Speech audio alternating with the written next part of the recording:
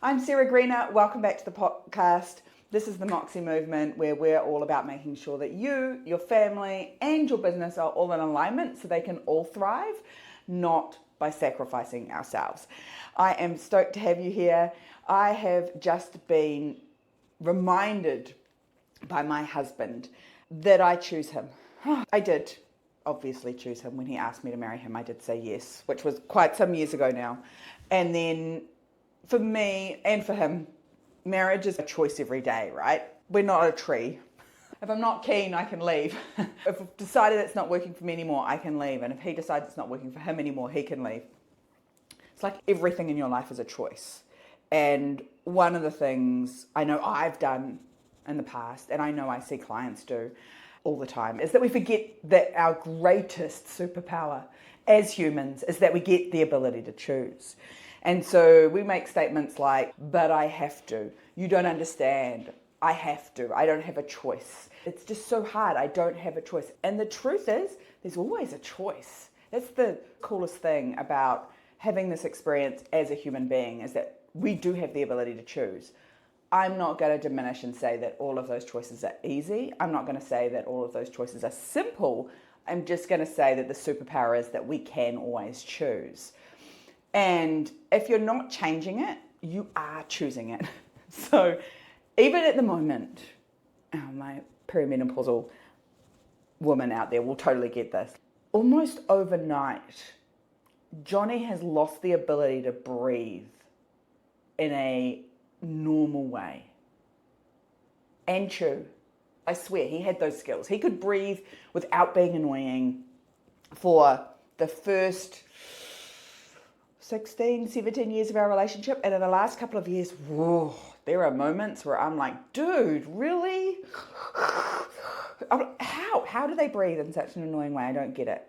And then the same with his chewing. We cannot eat in our household without some other background noise, because otherwise, I'm joking, but I'm not joking. Otherwise, there will be death by teaspoon.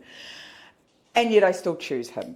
I don't know what your thing is while you're going through this rewiring of body and brain as our hormones all change. But for me, the two most annoying things that my husband does is breathe, which is slightly counterintuitive given I choose him, and two, chew. It's been one of those things where he's, but you love me. And I'm like, I do, I just don't like you very much in this moment. And I still choose him every day. We literally just had that conversation before I came in here to talk to you guys.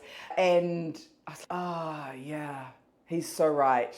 We choose these things every day. I choose him every day. And if I do choose him, then cool. Let me stick with it. Let me work with it. Let me teach him how to breathe, not be annoying. Yeah, it's not what we're going to talk about on the podcast today, but it was just one of those life things that came up, and I was like, oh, it's actually really useful in business too. There's things in our business that we're choosing. If we're choosing bad behavior in our team members and allowing it to carry on because we're not changing our behavior to address it and hold it accountable, that's a kind of a me thing. If we've got sales that aren't happening the way they are and we're not doing anything about the actions that we know get us sales, then that's a us thing. We're choosing those low sales. And so when you start to think about, if I'm not changing it, I'm choosing it, we can start to have things bubble to the top that we decide to change more quickly than we might change other things. But again, that's not what I'm talking about. Although this is a thing that you are probably going to need to change, I want to talk about housework. I know, you're like, Sarah, what the hell does that have to do with the business? Everything. We're going to talk about that in a minute. I get slightly withdrawal symptoms. In fact, I think the whole family gets withdrawal symptoms if we're not close to the ocean and we're not getting in the water on a regular basis. Johnny's less so about that when the water's cold and he'll still go in it, but he's reluctant. When it's warm, we all want to be in it all the time. Scuba diving is how Johnny and I met. I came out to go rock climbing, ended up falling in love with scuba diving when I first came out here, came back, ran the dive shop that he'd been running, and that's kind of part of how we met. It's been something that we love to do. We haven't done a lot of in the last few years, mostly because our daughter also loves the water, and until she's 12, she can get her license at 10, but until she's 12, she can only go to 10 meters, 12 meters, something like that. Once they're 12, they can get the full 18 meter license. So one of the things we knew that she wanted to do when she got here was do her license, which she did. Anyway, girl did a scuba license and loved it. is phenomenally good at it. She's very comfortable in the water.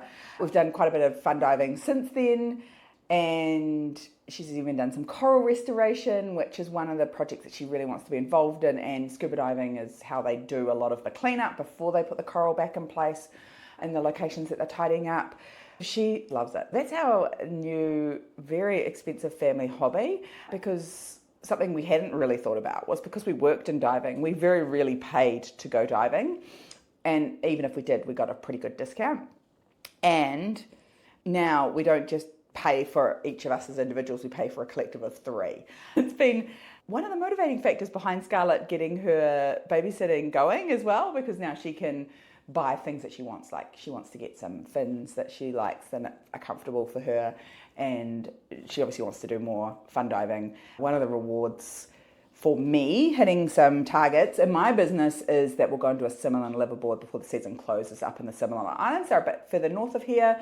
The boats tend to go out from Cowlock or from Cowlock. I'm never sure whether I've got it right or wrong. Kiwi vows, we squash them all.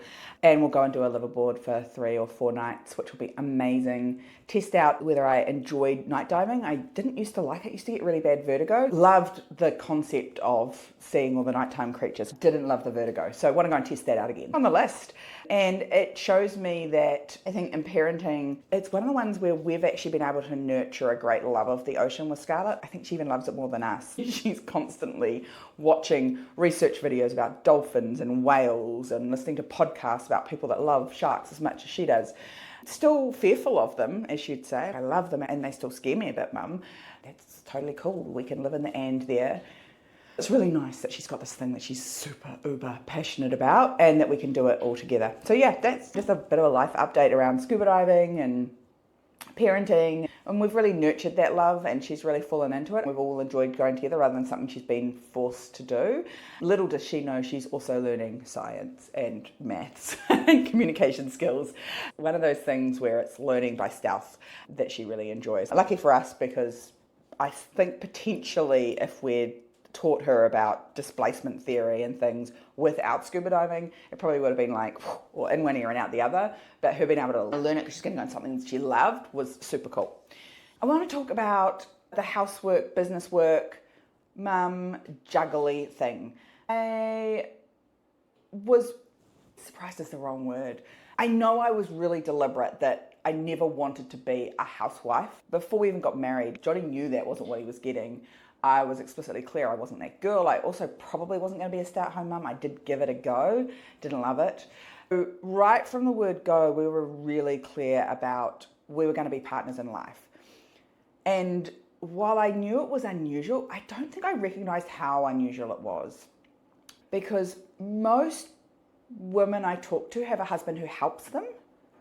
This is the bit that blows my mind. They don't need to help you. It's their house too. It's their kids too. So many women still have husbands who babysit. Dear God, he's parenting. If you're still doing the housework, the cooking, the cleaning, the grocery shopping, the laundry, there's a whole long list of things that you do, you are doing a dirty on your business. I want to talk about why, and then what are some things that I'd get you to do differently. You don't need more time. You just need a housewife. And this is the thing, is that we all get given the same 168 hours, and you hear this often. You often hear this come out of young, unmarried people's mouths. We all get the same 24 hours. No, we freaking don't. You and I don't get the same 24 hours as someone who doesn't have children, doesn't have a partner, doesn't have a home to run.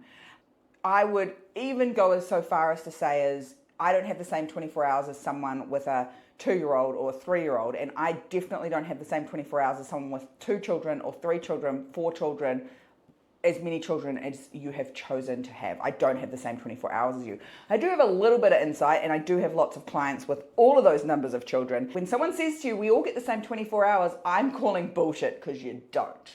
Because if you're a mum, you're doing 24 hours for not just you, but all the other humans in your house as a general rule. You're not just mumming and parenting for yourself. Literally being a mum is ensuring that we can function day to day, that we have clean clothes, that we have food, that we can get out the door to our activities. There are many humans that say we all have the same 24 hours that only have to do that for themselves. And if they've picked the right partner, they don't even have to do it for their partner. Now, once you get into a partnership, if you haven't set those expectations up early, there's every chance that you might be doing it for a partner. There will be synergies in that. You will partner. To partner means that they will do some things that you're not great at, and I will do some things that they're not great at. Johnny and I are a great partnership because he's great at some things that I am appalling at. Following through, keeping connected with people. I'm terrible at those things. I'm just not naturally good at it. I run out of social battery really fast. People will tell you all the time, Scarlett is lovely, and oh my God, Johnny, he's so chatty. You'll never hear those two things be said about me, ever. And I'm so incredibly grateful that my partner has those skills and he can do those things for us. He connects with people that I would never connect with. Opportunities we've had in life that we would never ever have had without him. On the flip side, there's a shit ton of stuff that I'm really great at that he doesn't do well. That I see the opportunities and can see where we can go and see the vision and drive the vision in a different way than he does. And so when you're in a partnership, those two things work really well together. And so that's what you need to look for in your partner. And then you add kids in. So as I say, if you've got the right partnership, you might have the same 24 hours as everybody else. If you're in the wrong one where you are doing a lot of the heavy lifting, a lot of the thinking, a lot of the decision making, it's probably not the same 24 hours. And if you have got children, it's definitely not the same 24 hours. I was at an event, and for the first time ever, I saw a young guy get up on stage and go, oh, by the way, if you don't have children, you don't get to talk about time management. Taylor Welsh is his name. Can't think of the name of his company. Taylor Welsh got up, built million-dollar businesses, and did a lot of that before he became a father. And one of the first things that came out of his mouth, because I was like, oh, he's another dude bro marketer. God, here we go again. We absolutely live in different worlds than the dude bro marketers, ladies. And this guy got on stage. One of the very first things that came out of his mouth was like, you can't talk about productivity and time management until you've had children.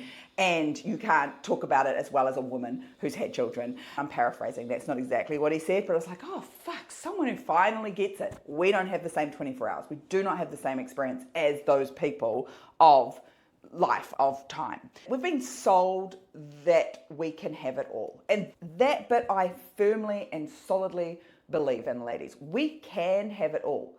The problem is that we are trying to do it all in order to have it all.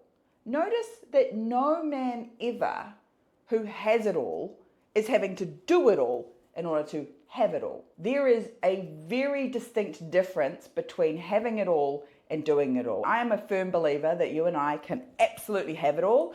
I just don't think we can do it all. We got sold this myth that as women, having it all was doing it all, and now we've got to unwrap that shit. And it's not easy to do. I teach people about this stuff, and still I fall into that habit of thinking, oh, and I've got to do this, and I've got to do this. No, just do the right things and figure out who can help you do the other things. When I see mums in business trying to do it all, do all the shoulds as a mum, and do all the shoulds as a housewife, and do all the shoulds as a wife, I know for sure that if they're doing all of that, their business is not doing anywhere near the potential it could be doing. And in some cases, it's tanking. In some cases, people are so stuck and so frustrated by their business going, what the hell, why can't I get to this?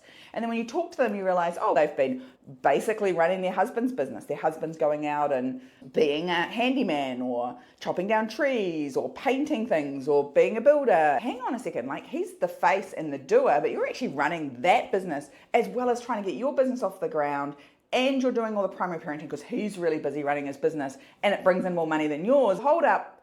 That gets way more time, effort, and energy spent on it. It should definitely bring in more money. This argument of it brings in more money needs to go immediately, because if we put all time, focus, and energy into my business, maybe that will change. We're looking at businesses in isolation of the life experience that people are having. And if you've got someone doing all of that stuff at home for you, if you've got someone at home that takes care of the kids and looks after the house and makes sure that you can function, then of course we can just look at the business in isolation, because you have much, much fewer life decisions to make because someone's already doing it. You can use your entire intellect, your entire decision-making power to run this business to the best of your ability.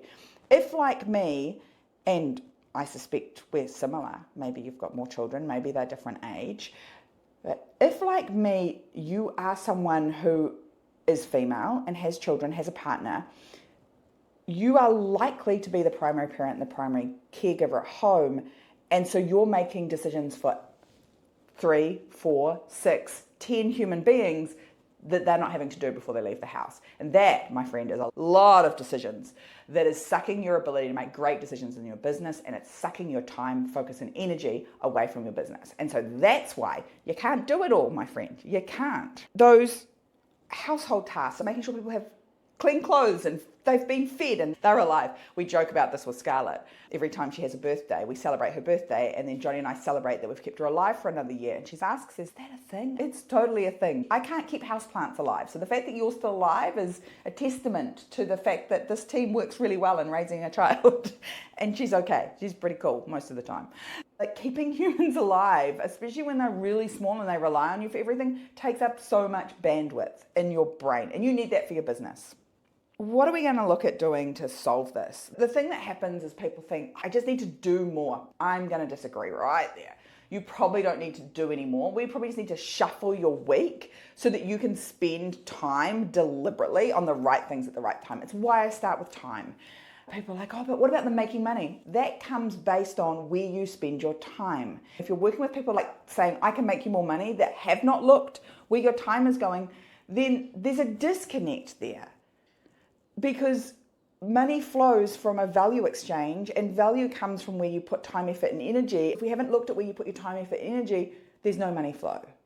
The second thing I see happen is women have got to a point where they've got a business going and they've got a team and they've got money coming through, and still it's not getting success. And they think, I need more employees, I need more leverage, I need more people in my business doing things. You could, and truthfully, if we get rid of the decision load at home, it will be cheaper, it will be faster, it will be easier to train people. It's cheaper and easier to outsource my laundry and my cleaning and my grocery shopping and my gardening and my window washing and my car washing, way easier than it is to outsource anything in my business. Do that first. Then being really deliberate about that high value brain time. You know, in the morning when you're feeling awesome and you're like, man, I've got so much I can get done today. And then you look around your house and you go, oh, but I should cook, clean, do the laundry. You use up all of that freaking high energy, high focus, best flow time on menial tasks for other people and not for yourself and not for your business. That's where we're going wrong. You've got to take that high value premium time, whenever that is for you, and use it for you and your business. And then the mind numbing stuff, the cooking, the cleaning, the laundry, the making sure everyone's got what they need, the helping kids with homework is done at a different time of day or done in a completely different way. In my world, I would tell you to get rid of it. Absolutely, I would tell you to be investing $100 to $200 a week on getting rid of the work that you are doing that you don't need to be doing. Because there are so many options to outsource this stuff. Laundry, cleaning, those two basics need to go. If you go to the supermarket, dear God, ladies, stop it. What a waste of your time. What a waste of your energy. And you probably do it every week. Some of you even do it multiple times a week. Please stop going to the supermarket. There's this awesome thing. It's called home delivery. And if you don't have home delivery, you can at the very least swing in and just do a pickup. That will immediately give you back 2 to 3 hours a week. If you're cleaning your house, easily, for you, easily 10 hours of your time. But the cleaner, guess what? They're going to do it in 2 or 3. Max maybe 4, depending on how big your house is. From here, this is the best thing I have got my clients to do in a really long time. First and foremost, I made a list of all the mental and physical tasks that happen to run a home, and then that have to happen for every child that you have, and then for every pet that you have. We call it the second shift sharer because it's like a whole nother shift. It was coined in the 70s, the second shift. And so we call it the second shift sharer. The very first thing I want to do is make a whole long list of that stuff so that you can make the invisible visible. Because all this stuff just magically gets done. And I'm going to link this video. I think it's called the magic basket or the magic coffee table. I'm going to link the YouTube video in the show notes. You will laugh out loud, but it is not funny because if you have a magic basket or a magic coffee table in your house, and you are the one facilitating the magic, it is a problem. Make a list of everything, because people just think it magically happens. The fridge just magically gets refilled. Dinner just magically appears on the table. You need to show them that's not magic. That requires brain power, effort, and energy. I will get my amazing Dolly. She will drop the link in the show notes for that as well. So you can grab a copy of that. It's a training, and I'm a geek. It's a Google Sheet with pie charts and everything. So you can show the family what you do, what they do, and have a conversation about tweaking it. It's not a stick to beat anyone with. It's just a, hey, here's how we're currently doing it, and I'd like to take back some of my brain space, some of my time. So some of these things need to be done by other people. It could be simple as having the kids do their own laundry. One of my clients have done that this week. You could outsource your laundry. I've just seen a laundry business in Tauranga that's trying to get off the ground. She will come and pick your laundry up, take it away, wash it, dry it, fold it, and bring it back for $48. Some of you are spending more than that on coffees. Get someone to do your laundry. How good would it be if all you had to do was put it away instead of the washing basket sitting in the corner staring at you with the evil eyes asking you to do work? Make a list of the 3 things you could outsource this week or share with the other humans in your household. Because at the moment, there's a whole lot of humans living in your household that are not doing their fair share. And if they're your children and you're like, oh, but they're just children. Yeah, but our primary job as parents is to raise a functioning human being. And guess what? When they leave, and you do want them to leave, right? When they leave, they're going to need to cook, clean, do their own laundry. And so if you don't teach them, they will be like some of the kids that came and worked on our boat. They flew all the way across the other side of the world in their 20s and they didn't know how to clean a toilet, make a bed, chop potatoes, make popcorn. Your job is not just to let them have a good time, it's to raise functioning human beings that ideally are going to make society better. Teach them some life stuff. You all had a flatmate who was appalling at this stuff. That's because they were not required to do it at home. Their mother took care of it for them, probably. In rare cases, maybe dad did. But for the most part, mum took care of it. Please don't raise those flatmates. Get over the guilt. Guilt is such a selfish emotion. It's all about how you feel. I feel bad. I feel like I'm failing. It's an I emotion. You should flip that and feel guilty for raising kids that can't do their own laundry. You should flip that and feel guilty for being in a relationship where a husband does not show your children that a relationship requires equal work, equal effort, equal contribution around the house. Like, my daughter will never be confused about the fact that whoever she chooses as her partner in life is that they are a partner. They partner in the jobs around the house, that we both do an equal amount of load around the house. And how you split that's up to you, but going to work for 40 hours and bringing home a paycheck does not excuse you from the rest of the stuff. Your success benefits your family. When you feel good about you and how your business is going, you are going to be an epic mum and an epic partner. When you're not, when you're feeling like you're failing at that, when you feel bitter and resentful about the shit that you're doing, even if you are doing mum guilt, business guilt, you are not as great as you could be if we could remove that from your life. Make a list of all the things that you do. Identify the things you can get rid of this week. Outsource them or delegate them to someone else in your household. And 3, let go of the guilt. You have nothing to be guilty about. In 2025, we need to be sharing the load. You do not want to look around and see your sons or daughters thinking that there are gendered roles in your household. Please do it, because your business is stuck because you're not changing this, because you're choosing these actions for yourself. And if you're not changing it, you're choosing it. So you don't get to moan about it anymore. That's the thing. I don't get to moan about my choice and my husband because I chose him. I get up every damn day, and I choose him. I'm still going to moan about it a little bit. Please change the things that aren't working. Please put music on during dinner if they chew in a bad way. Please ask them to step up and do it in a way that's not a stick to beat them with. Show them the load. Show them the funny video from YouTube and explain that you are the magic washing basket and you are the magic coffee table. And that's actually not how the real world works. If you take away the person behind the magic, then none of those things happen. Hiring home help isn't a luxury. It's a business move. Act like a business owner, not the housekeeper. And you will see magical things start to shift in your business. Not only that, you'll just feel less tired and exhausted. And we all know that's a good thing. You won't feel as tired, you won't feel as exhausted, and things will just get better in business and your relationships and your parenting, I promise. Till next time, stay moxie.